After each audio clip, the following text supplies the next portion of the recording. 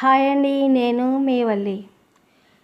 పుదీనా రైస్ని ఇలా పొడి పొడిగా టేస్టీ అండ్ హెల్తీగా చేసుకుంటే లంచ్ బాక్స్కైనా డిన్నర్కైనా అదిరిపోతుంది.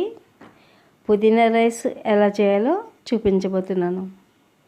ముందుగా ఒక కట్ట పుదీనాని శుభ్రంగా కడుక్కుని ఆకులు మాత్రం వేరు చేసుకుని మిక్సీ జార్లో వేసుకుని 1 ఇంచు అల్లం ముక్క, 2 వలిచిన వెల్లుల్లి రెబ్బలు, 2 మీడియం సైజు టమాటాలు, ధనియాలు 1 స్పూన్, జీలకర్ర 1/2 స్పూన్ వేసుకుని కొద్దిగా వాటర్ యాడ్ చేసుకుని మెత్తగా మిక్సీ పట్టుకుని సైడ్కి పెట్టేసుకోవాలి. స్టవ్ ఆన్ చేసుకుని గిన్నె పెట్టుకుని 1 స్పూన్ నెయ్యి వేసుకుని 3 స్పూన్ల వరకు ఆయిల్ వేసుకోవాలి.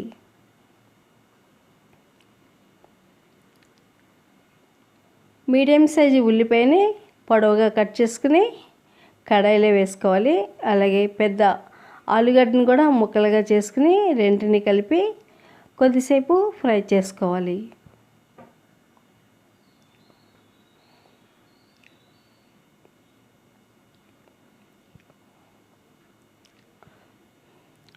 ముందుగా హోల్ గరం మసాలా దినుసులు అన్నిటినీ యాడ్ చేసుకుని ఒక 3 పచ్చిమిర్చిని చిరికలుగా కట్ చేసుకుని వాటిని కూడా కడాయిలో వేసుకుని అన్నిటినీ కలిపి ఒకసారి ఫ్రై చేసుకోవాలి.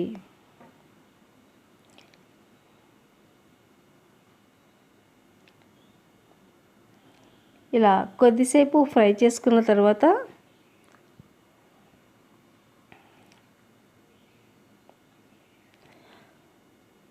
పుదీనా పేస్ట్ని కూడా వేసుకుని పచ్చివాసన పోయేంత వరకు వేయించుకోవాలి.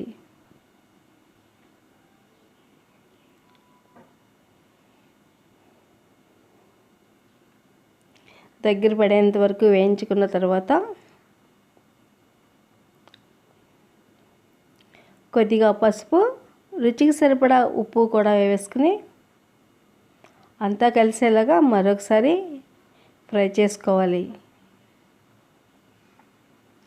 నేను 1 కప్పు రైస్ తీసుకున్నాను, 2 కప్పుల వాటర్ యాడ్ చేస్తున్నాను.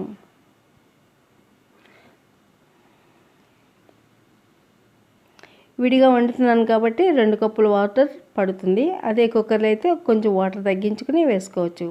ఇప్పుడు మూత పెట్టి 10 నిమిషాల వరకు వాటర్ తెరలు మరుగుతుండగా ముందుగానే శుభ్రం చేసుకున్న బియ్యాన్ని వాటర్ లేకుండా ఎసట్లో వేసేసుకుని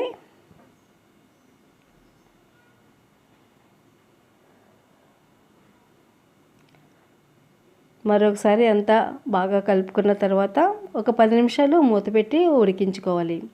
10 నిమిషాల తర్వాత చూడండి, ఆల్మోస్ట్ పుదీనా రైస్ దగ్గర పడింది.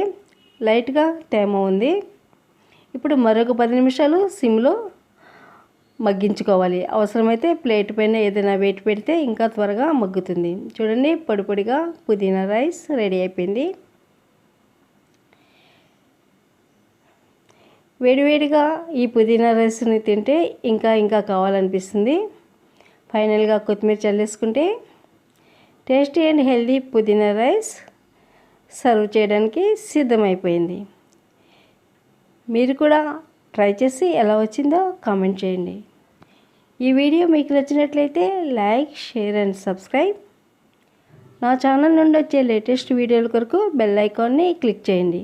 Thank you for watching.